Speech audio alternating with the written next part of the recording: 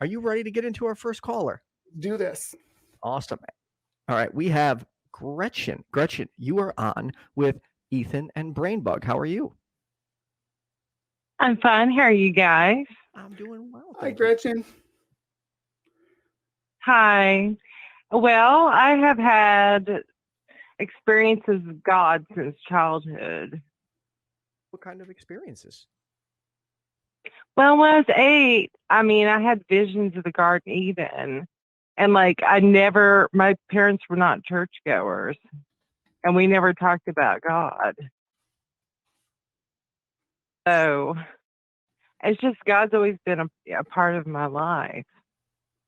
At what age? But it got, I'm sorry. At what age did what? At what age did God... About 8. About 8 years old? Age 8. Yeah, 7 or 8. And could you give us an example of one of the times you experienced God? Well, I'll give you the really strange one that happened over the course of like a couple of decades. I'll start with that one. Sure. Well, when I was a teenager, I always felt like God was communicating with me. And like one day I was sitting on the floor with my knees bent and like this ghostly tequila worm came out of my left calf. I was like, okay, that's weird. Did you say a tequila And that was like worm? 1985. Yeah, a tequila worm, a ghostly tequila worm came out of my left calf. So can you just, sorry, I'm a little confused. What do you mean by a ghostly tequila worm? I was sitting on the floor with my knees bent, and then like I saw this ghostly tequila worm come out of my left calf. It like burrowed out? But then it happened again 20 years later, or like in 2002. Can you, when you say... But this time, I was sitting on the floor with my knees bent then. I didn't even think about that. Like what happened to me when I was a teenager. But it came back out of my left calf again. But this time it left like a pussy bump that turned into a mole. The first time it didn't leave any marks. So how do you know it was, like, for example, ghostly and not, actually a bug or, a worm? If it was actually a bug, I would have felt it. It would have been fleshy. I mean, it was gone. There was nothing there. So it was translucent. But when you say ghostly, like you could see through it, or just that it wasn't physical. I could see it, but it was like a ghost. I saw it and it just disappeared, basically. And this has happened twice to you? Twice, and the second time it actually left a pussy bump that turned into a mole. The first time it didn't leave any skin lesions, but it did the second time. So I'm just trying to, so if you could, I'm trying to picture this in my head. You saw something come out of your calf and then it disappeared? Yes, ma'am. Yes, it was a worm. Worm. It looked like a tequila worm. But it wasn't like an actual worm. It was like a ghostly worm. And it just, by the way, I just adjusted my volume. Let me know if that's better, Bestname. Have you had, did you go to the doctor to get this inspected? No. I know that it was supernatural. I'm not worried about it. But anyway, I've been like reared like as a Freemason by God himself since a young age. And I think this might have something to do with that. Did you say you're a Freemason? I've been raised as one by God himself. God raised you as a Freemason? Kid. Huh? How did God raise you? Sorry, BrainBug. No, you're fine. I mean, I had vision. The worm thing that fits into the same year. The worm that falls the stone. So I read into that. I was like, what?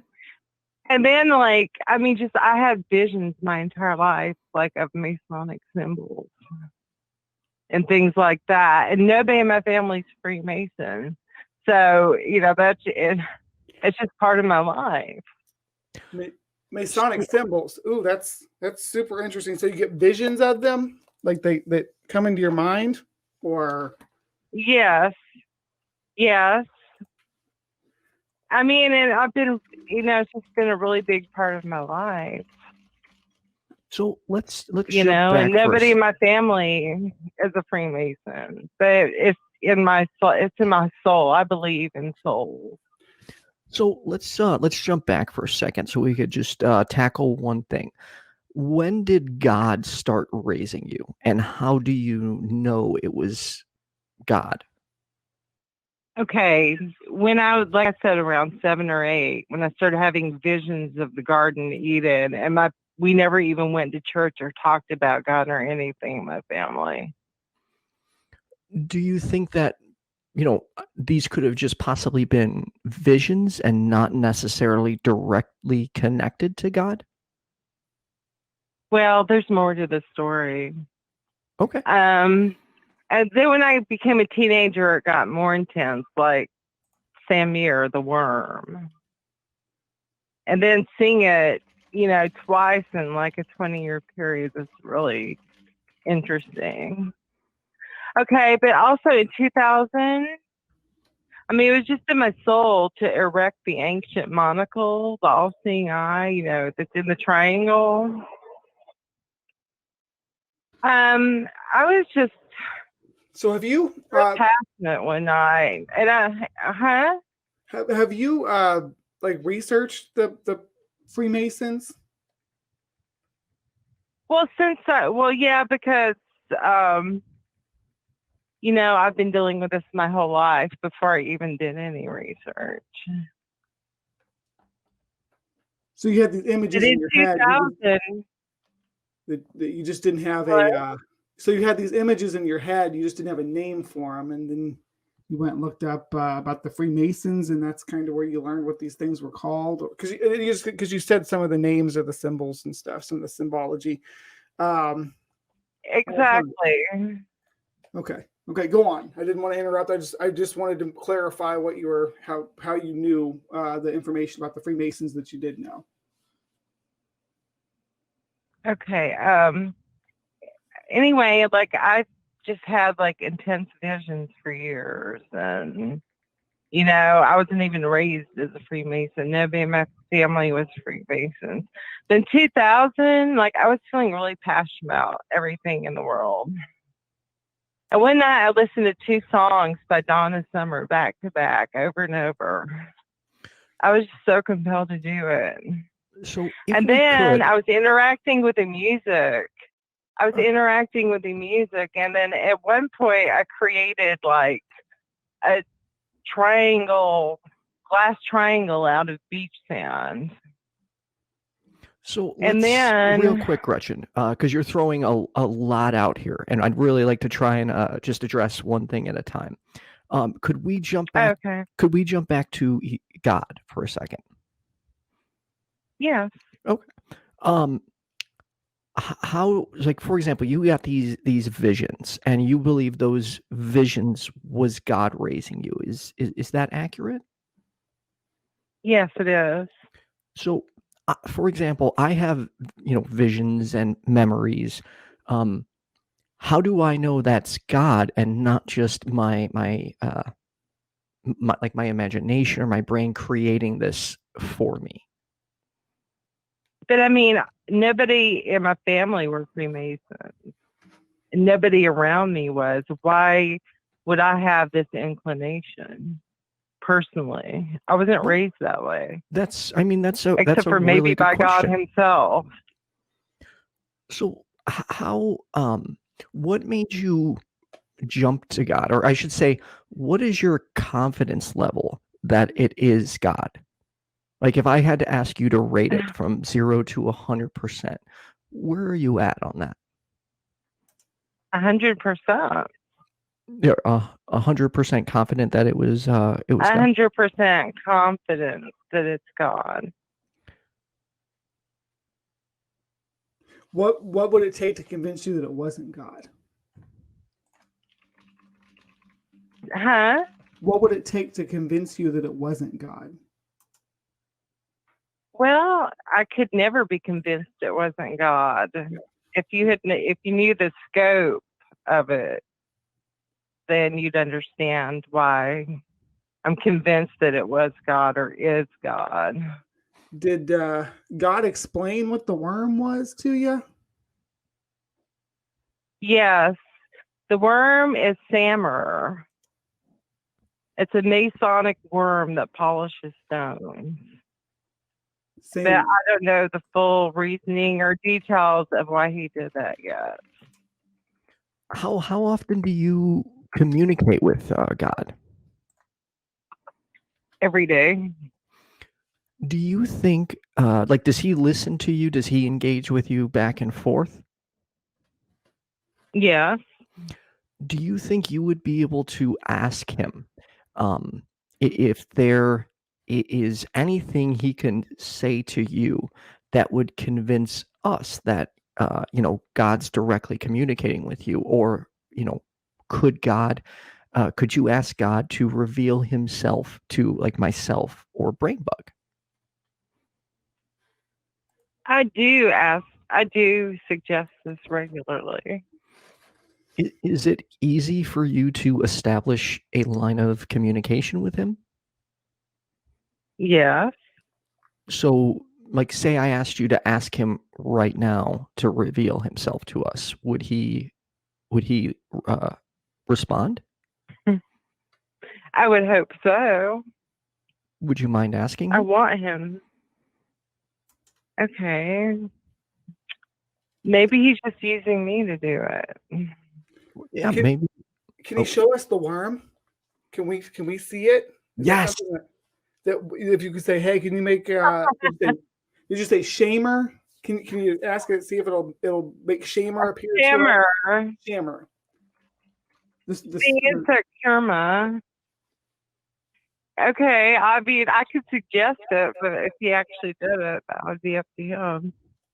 I mean, yeah, if it'd be possible, because if this was something BrainBug and I could, investigate, that would be great. Okay, well, that's up to God. He knows. I know y'all hear that all the time. No, and that's fine. You don't have to do it right this second, but if you do, if you do pray to it, or if you just speak directly to, if you do, could you reach out to us directly? Basically, I don't pray. Okay. If you ask for it, let us know so we can be on the lookout for this response that'll convince us. Because God would know how to convince us. I mean, right? I would assume so, that God would know how to convince us that he was God. Like you seem very convinced. Like you're very convinced that yes, very that your experience was real. I would like that conviction. I would like to have that, cut and dry. This is it, and do away with all doubt about it. I would love to have that. But what would be the purpose of him bringing a ghostly worm to you? What would be the purpose of that? I mean, because then that would be something that we could actually see and, quite possibly investigate. Well, maybe I believe that this is going to come into fruition. So I believe that one day you will view the supernatural. Do you by chance have any photographs of the wound you sustained from the ghostly worm? Well, I mean, I could take a picture. It's a mole now. Okay. It's a mole now. I'll load it up on Facebook later for you. Are you on my Facebook? Well, I'm one of the mods in Philip's group. Oh, on the Atheist and God Morris. Believers? Oh, GA. Oh, okay. Oh, I think I wish you would have said that. How are you? I'm sorry. I am good. That's fine.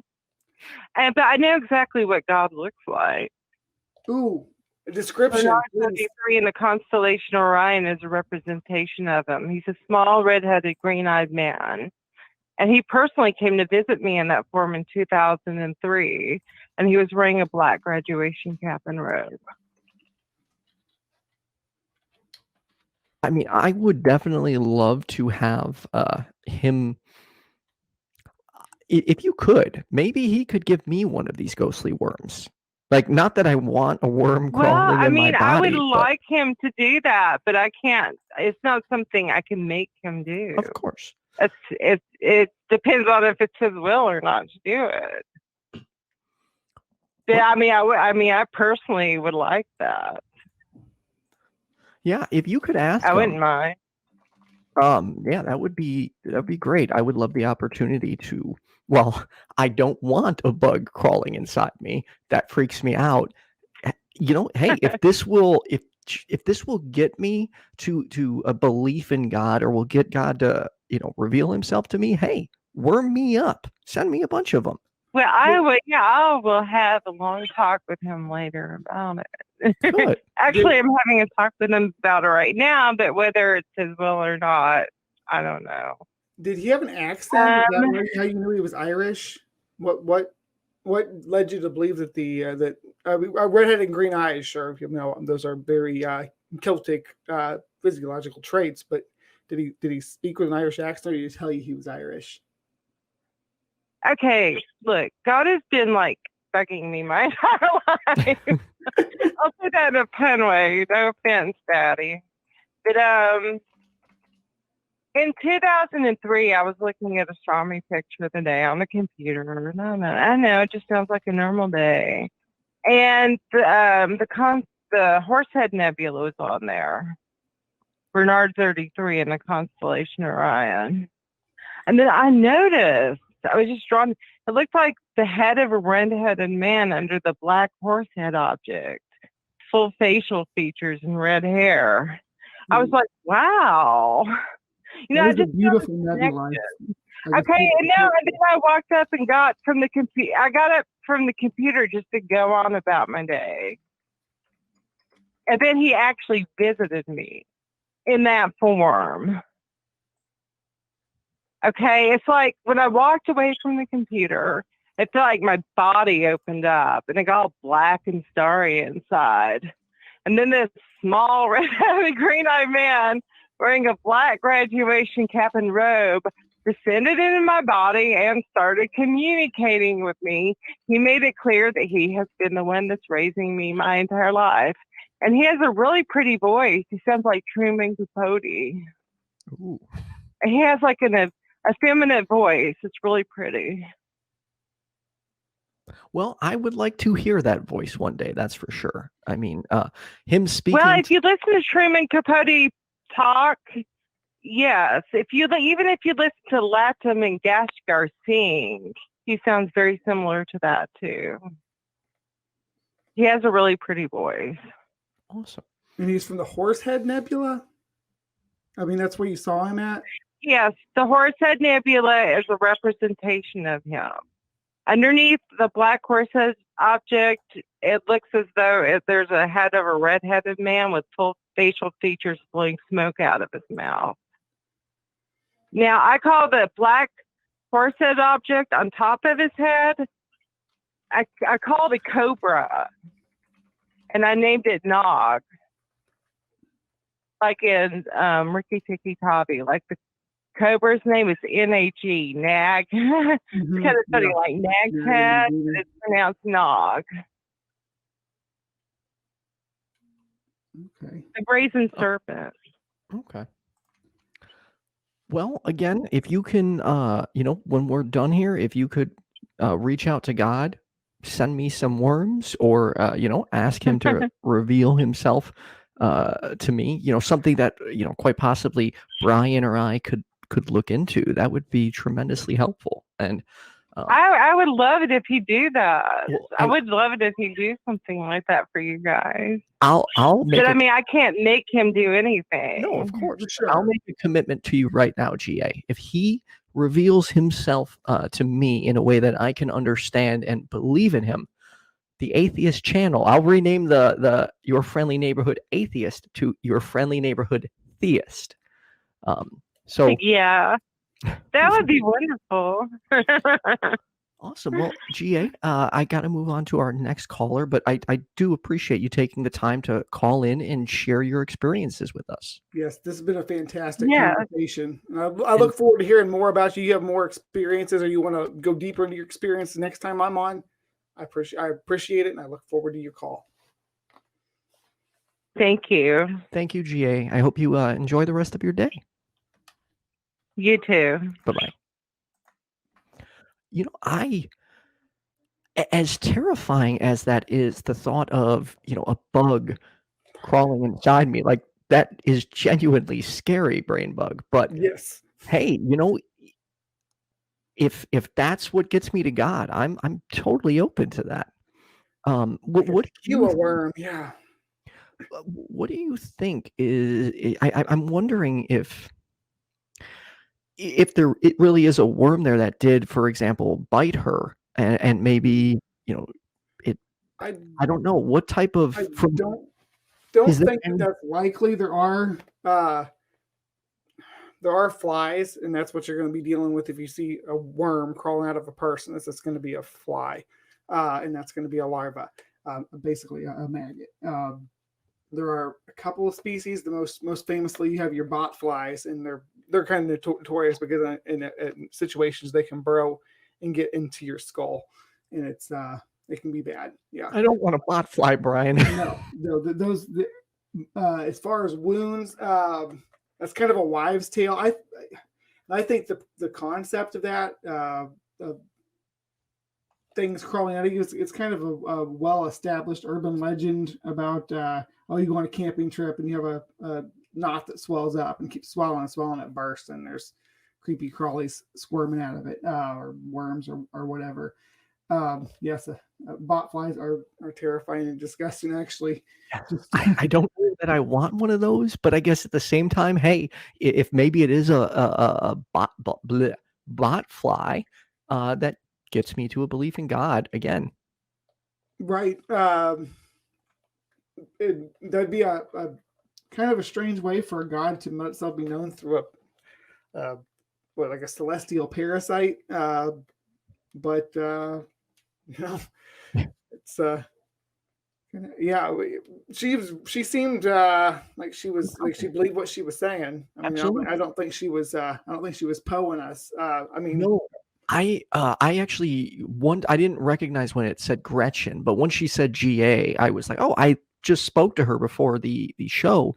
She's a regular contributor on the Atheist First God Believers page. Yes, is that a Facebook group or just a? Yeah, it's there's a couple Facebook groups I stream to, and it's like Atheist versus God Believers. I can invite you to them. It's a pretty good chat room.